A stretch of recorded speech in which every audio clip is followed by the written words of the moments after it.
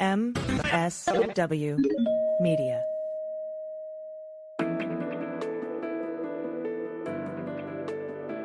Spy Talk, a podcast at the intersection of intelligence, foreign policy, national security, and military operations. Imagine that you keep changing the passwords for your bank accounts and credit cards, but hackers come back again and again to loot your cash and savings. Not only that, but they steal your identity and buy themselves a luxury trip to Paris. Well, maybe something like that did happen to you. Hi, I'm Jeff Stein, and this is Spy Talk. My guest this week is Michael Mestrovich, the former director of the CIA's Technical Services Office, as well as Principal Deputy Chief Information Officer for the U.S. Department of State. Mestrovich, all too genial for a man with such grave responsibilities, left the government a few years ago as a member of the Senior Intelligence Service. Today, he's on the private side of the cyber war world as Chief Information Security Officer for Rubrik, a firm that helps corporations and other entities prepare for and deal with hostile cyber intrusions like ransomware attacks, essentially terrorist-style shakedowns for immense amounts of money. With no relenting in such attacks, witness the recent hits on Las Vegas casinos and hotel complexes, and a China-based breach of senior U.S. officials' emails, including those of Commerce Secretary Gina Raimondo, I figured it was time to check in on the dark world of the cyber warriors. Mike Mestrovich, welcome to Spy Talk. What are the chances that right now, as we're talking, there's a major cyber intrusion into a major government agency or corporate entity like a bank or a casino like recently happened? What's the chance of that happening right now? Well, I think the chances are probably pretty high. I'm sure that we'll hear about it several, weeks or potentially months down the road. Do you know of any going on right now? I only know of things that have been reported in the news. As you referenced, both Caesars and MGM reported cyber incursions over the course of the last week or so. So those are probably the ones that are most recently in the news. Mm-hmm. And also this summer, the Commerce Department, the State Department were hacked allegedly by the Chinese. Mm-hmm. We don't know if that was a government entity or not. And I'm going to come back to that question of the connection between Chinese government and Chinese criminals. Sure.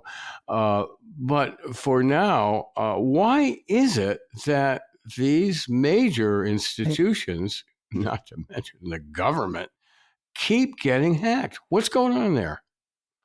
Well, it's a bit of a complicated question. We could probably spend days talking about it. I think in brief summary, a couple factors have transpired over the years. First and foremost, I think you have to take into account the rise, the advent of cryptocurrencies. And that means that from a cyber perspective, particularly with regards to ransomware, cyber criminal elements can get paid, and they can get paid in ways that are very difficult to follow the money trail. And so cyber criminals have been able to monetize cyber crime, and then the payment method is, cryptocurrencies, and that's made it very effective and very profitable. Also, cyber criminals, as we said, have understood that the data theft, either taking data from an organization and selling it to perpetuate, financial or identity theft, and the monetization of that, or simply denying an organization access to its data so that it can't run its business operations. It's losing money on a daily basis. They've utilized both of those methods in order to make money, and they've done it very, very effectively. We used to see very, very long dwell times for cyber incidences. I think now those dwell times have diminished because cyber actors are perpetrating their crimes arguably on a Friday once the IT staff has kind of gone home. They perpetrate it over the weekend. People come in on a Monday morning when they find that they've been hacked.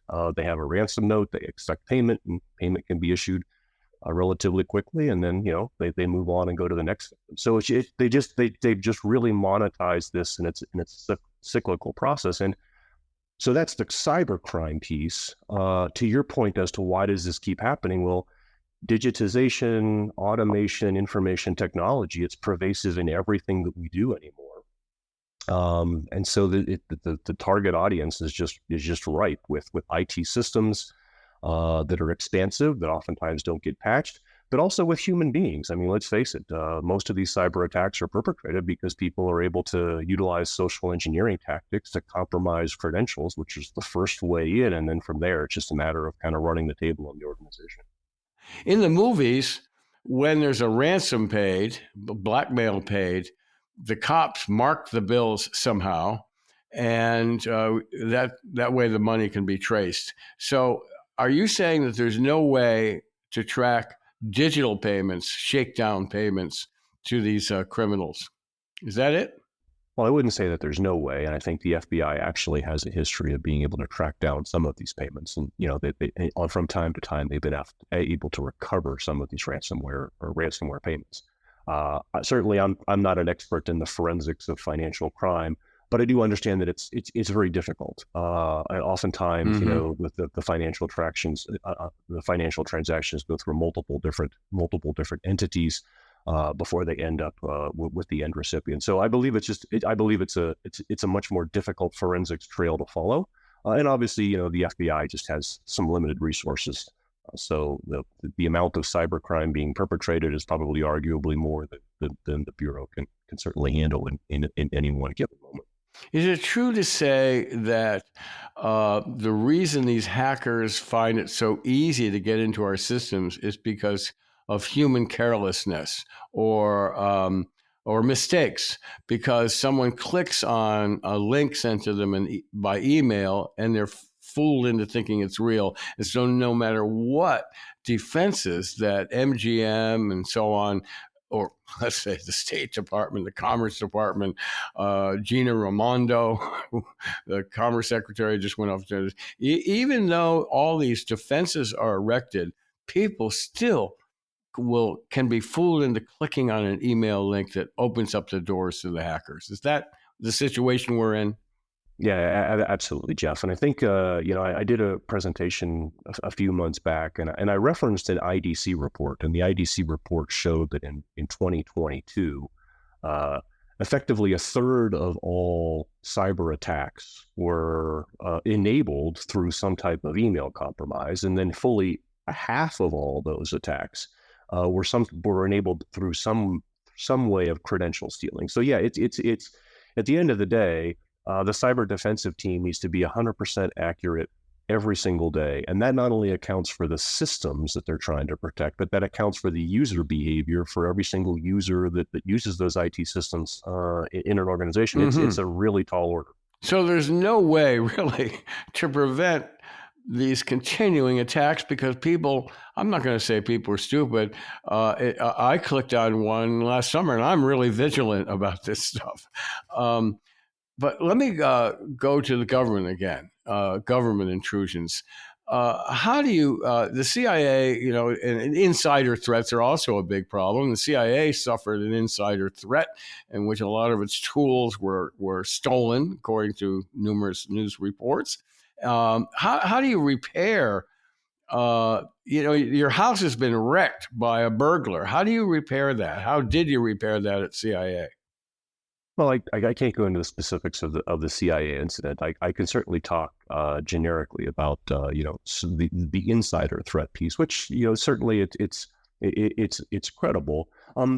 More so than the insider threat, though, I think the piece that you touched on initially was this cybercrime and cyber attacks are really enabled by getting the right types of credentials. And so whether you're a nefarious insider or whether you're a cyber actor and you just have access to elevated privileges, that's where the cybercrime perpetrates itself. And it's organizations that have elevated credentials, privileges of system administrators or network administrators. And then when you have those privileges, you're allowed to go anywhere and do anything. That's where the problem occurs. And you've seen in the news recently, it's been talked about extensively, this zero trust architecture. And really what that talks about is just because you have a credential does not mean that you're not going to be challenged for access to resources repetitively, continuously. And I think enabling those types of controls helps to limit what those cyber actors, whether they're nefarious insiders or external cyber criminal gangs, it limits what they're able to do because they're bounded. They're bounded in where they can go and what they can do, almost like watertight compartments on ships. Like if one compartment is compromised, the rest of the ship isn't compromised because the damage is contained. Well, let's talk about that incident with the Air Force, National Guard Air Force guardsmen on Cape Cod who got access to all the top secret Pentagon documents, particularly related to Ukraine, and more damaging. What's a lesson learned from that? Well, again, it gets back to need to know and making sure that the individuals and the credentials they present are used to give them access to information that they readily should have access to. And he had access. Why did he have access to all this ultra sensitive material? Yeah, again, I can't go into the specifics. I will say that the intelligence community has for a long time wrestled with need to know and need to share, and obviously, information is only good if you have parties that can work with that information, manipulate that information, make sense of that information, make decisions on that information. So there's a need to share. There's a need to share that information responsibly and understand and control who is reviewing it, who is accessing that data. I think in this particular case, clearly that's where this broke down. Yeah, he was an airman first class. I mean, what is he doing having access to this? It seems to me, I am not a techie, obviously. It seems to me there seems to be, if he's a clerk, let's say, and passing along stuff, he need not have access to the meat of the reports. Just, am I on the right track here? No, you're spot on. And again, this has been the ongoing conversation. Is there are people that obviously need to know the intimate details and then make sense of those and do something with it, and those people should have access. And then there potentially is a whole group of people that are just transient participants in it. And they really don't have a need to know. And you can do one of two things, right? You can either, try to restrict access so that they don't have access to the meat of the material. And secondarily, you can also audit who is accessing that material. And when you see things like access decisions that look like they're abnormal from potentially an airman sitting in a National Guard base, that should trigger somebody saying, hey, wait a minute, this isn't normal. Why is this person doing this? Well, according to news reports, he was enabled by his commanders. I mean, something was really wrong on Cape Cod. Let me ask you about an old topic here, the Chinese infiltration of the OMB files. That's the personnel office, you might say, for the entire federal government. Have you seen any effect where Chinese intelligence has been using that material to reach out to officials who have secrets or lower ranking people who have secrets, making approaches to them using that personal information? Jeff, it's a good question. I think there's a lot of questions as to what the Chinese did with that material. I would argue that the Chinese, for a long period of time, just based on the size of their intelligence service and the apparatus, have really been just vacuuming up vast amounts of data. Potentially, potentially they will accumulate that data and over time make inferences, do link analysis, try to put the pieces together for future operations. I don't know that any action immediately was taken based on that information. What I can tell you is we saw kind of in the MGM case, the Chinese are all over social media and they understand and are looking for people that, they may be able to manipulate into getting them information about certain topics that are of interest to them. So they're all over social media. They are putting together the pieces of who works where, what affiliations those individuals have, what types of access to information those people may have. And based on that, then they run targeted campaigns against those individuals. But do you know of reports or gossip you've heard, rumors you've heard, or whether it's that some official, some mid-level official reported to FBI or CIA or whomever saying, this Chinese businessman just contacted me out of the blue, or contacted my wife or children or whatever, and I don't know this guy. He makes a business proposal to me. I suspect this is a Chinese espionage ploy. Have you heard reports like that coming in? I mean, I don't have firsthand knowledge of that, but certainly, anecdotally, I have to believe that happens quite often. And certainly, the FBI, from a counterintelligence perspective, certainly gets involved in those types of activities. Mm-hmm. And not to stay on this forever, but you believe it could happen. But do you know of it happening, that people are saying, my God, I've been contacted out of the blue by someone who I think is Chinese intelligence? I mean, I only know about it through the press reports when it comes out after the case was shared.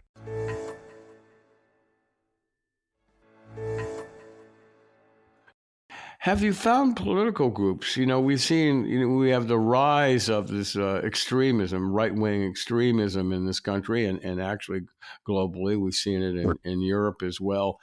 Do you know if right-wing extremist groups have begun to engage in cyber war?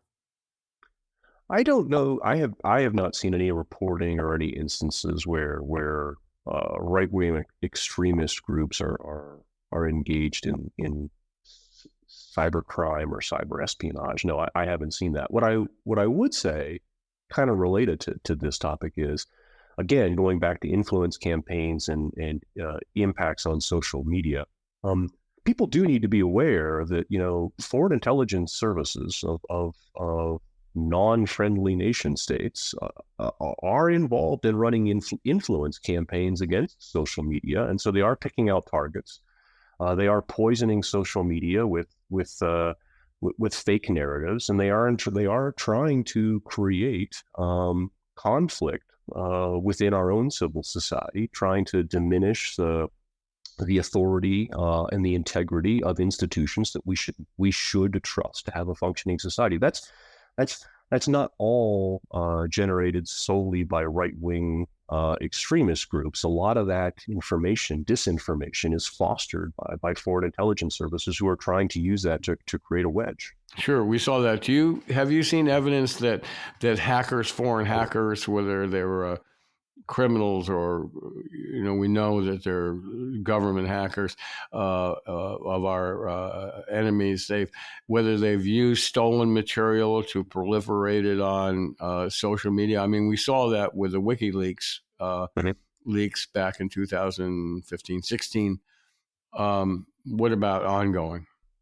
Well, I think ongoing. I think it was maybe maybe a month ago, where Facebook reported that they took down a number of different purportedly Chinese intelligence service activities that were propagating false narratives across Facebook, and so this continues to go on. And we see it all the time. Microsoft announces the fact that they take down a number of different, or highlighted a number of different foreign intelligence influence campaigns across social media sites as well.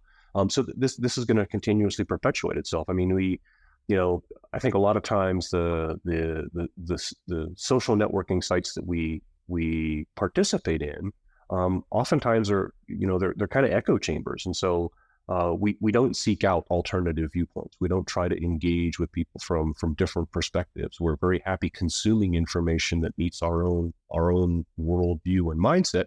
And foreign intelligence services know this, and they can exploit that. That's a weakness. It's a known weakness, and that's what they try to exploit. Now, we know about most of the hacks, I assume maybe all of them, that have been perpetuated here by foreign actors or criminals or both, because of the nature of our open society.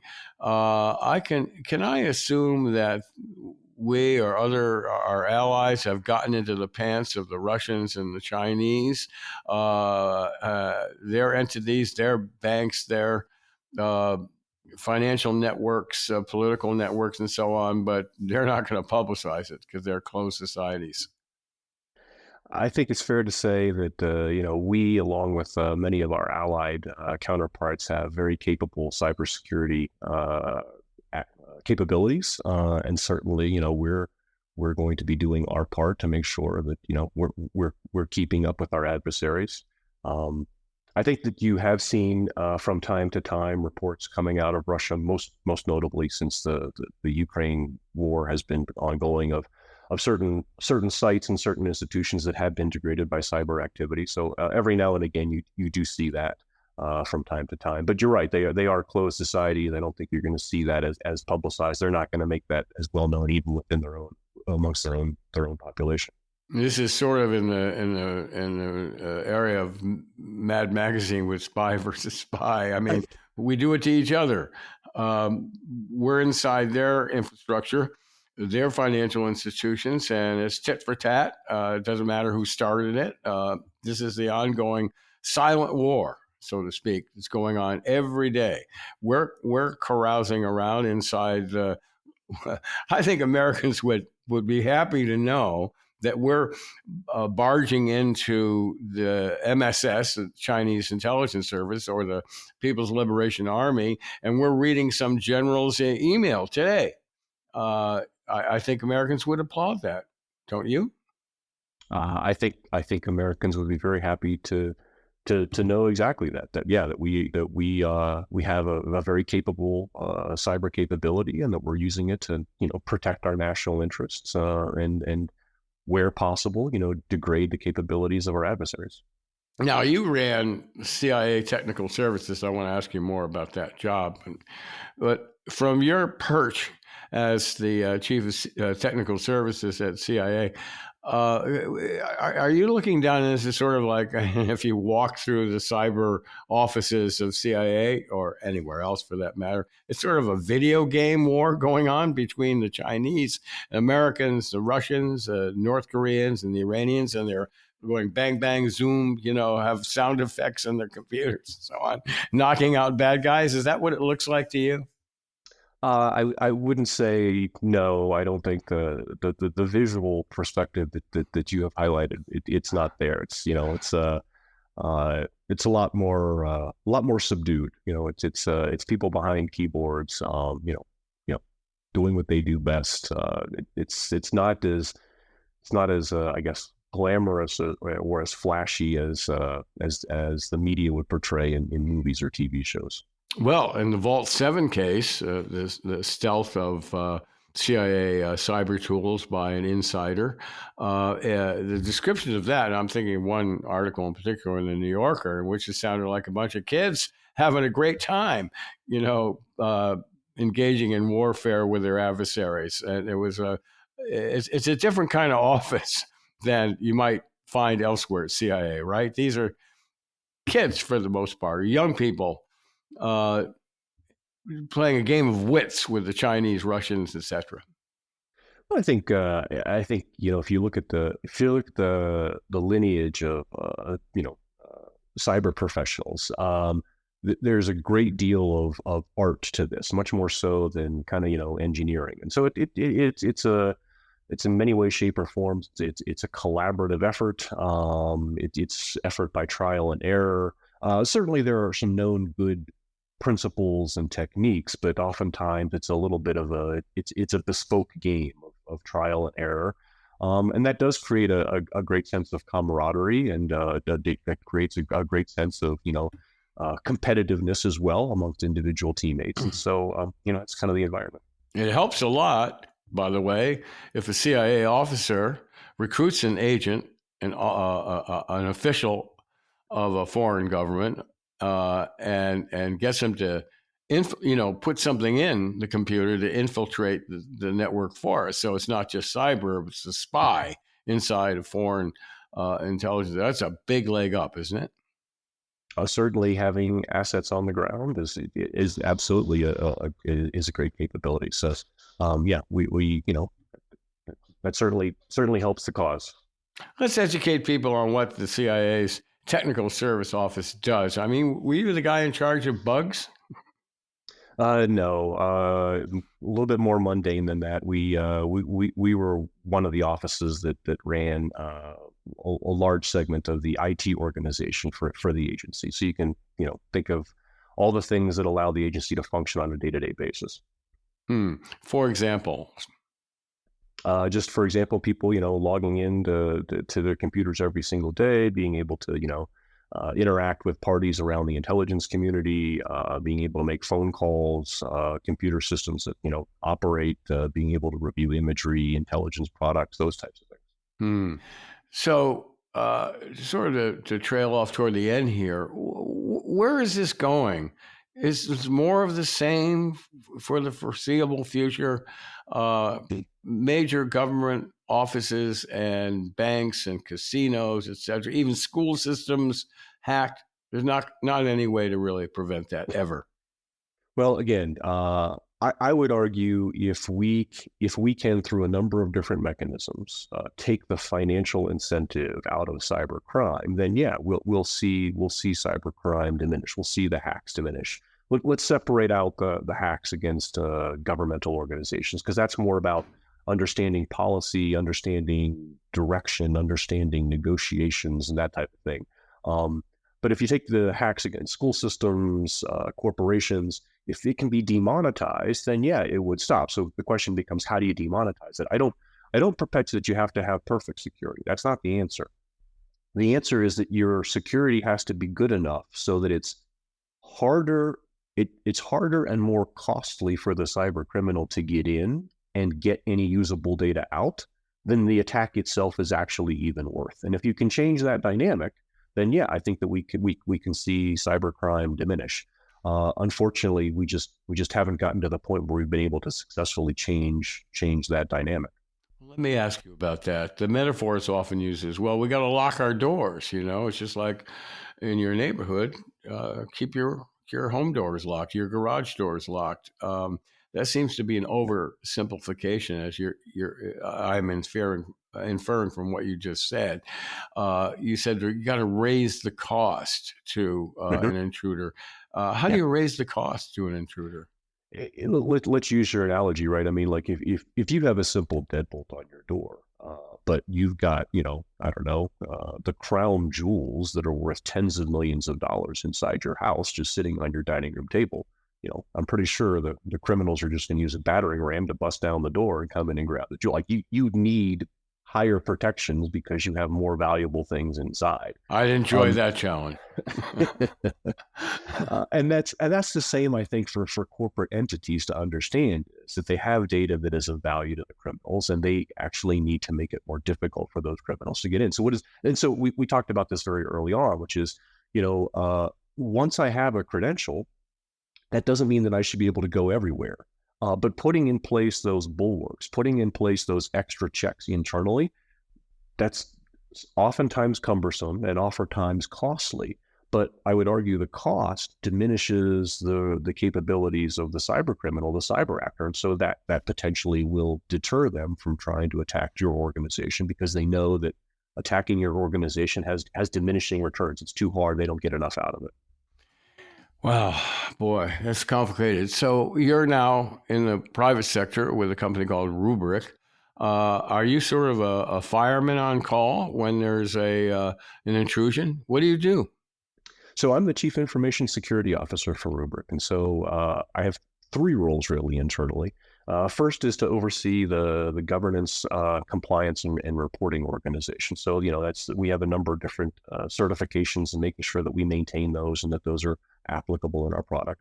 The second piece is securing our product. So obviously we're a software company. And so I have a team of people that works to ensure that the software that we develop is free of defects, cybersecurity holes, bugs, that the architecture is sound, that it incorporates zero trust principles, so on and so forth. So that's the second piece. And the third piece is just ensuring that the IT systems that we use to run and operate the business, that those are secure, that we have effective countermeasures for cyber attacks against those, that we have a cyber operations security center that's looking for signs of intrusion, that we can respond to those types of things. So that's kind of the multifaceted role that I have at the company. How many times, Mike, Have you do you have a dent on your forehead from slapping it with stupidity on the part of users' ends, clicking on bad links and so on that opens the door to an intruder? Do you keep seeing, how many times do you slap your forehead a week? Yeah. Oh, there's a number of times when I ask myself, why would anybody think that was a good idea to do that? That's like certainly to click happens. on it. Are you talking about clicking on a suspicious link now? Clicking on a suspicious link. It amazes me sometimes that people do believe that they actually did get a $100 gift card from Home Depot for just no reason other than just Home Depot wants to give you a $100 gift card. Mm-hmm. That's generally surprising. But realistically, I have to be pragmatic. From a cybersecurity perspective, we see a lot of bad behavior all the time, 24 hours a day, 7 days a week. So we're used to it. But oftentimes, people don't see that, so they don't understand the threats. And so a large part of our job is just helping our employees understand what the threats are and why somebody would actually target them. Like they just when they understand why they may be a target and what the threats are, they're generally great. They get it and they're able to modify their behavior. So a large part of this is really just educating people as to why they would be a target and why they should be vigilant. Mm-hmm. But you're never going to get into a zero intrusion era because people are going to be stupid still. There will always invariably be that one person. That's the case. And that's the way it is. So, Mike, thanks for spending this time with us. You've got a very busy schedule, as someone might infer from this conversation. So thanks for taking the time out to talk to us. It's very valuable. Thank you. Thanks, Jeff. It's been a great conversation. And that's it for this week's Spy Talk. Be sure to check out our complete podcast archive at the MSW Network or on Apple or Spotify or wherever you get your podcasts. And if you haven't already, please check out the Spy Talk news site on Substack, where I and our deeply experienced contributing writers offer a steady diet of intelligence scoops and original analyses. Just Google Spy Talk and you'll find your way there. This edition of the Spy Talk podcast, like all the others, was smoothly produced by Kanai at MSW Media with expert editing from Molly Hockey. Thank you, guys. Oh, and by the way, that music you've been hearing, that's the score for Black Hat, the 2015 cyber action thriller composed by the prolific British composer and conductor Harry Gregson Williams. So that's it. Thanks for listening. I'm Jeff Stein. For more original reporting and insights like this, subscribe to spytalk.co on Substack and follow us on Twitter at @talk_spy. If you enjoyed our podcast, subscribe and leave a review on Apple Podcasts, Spotify, or wherever you get your podcasts.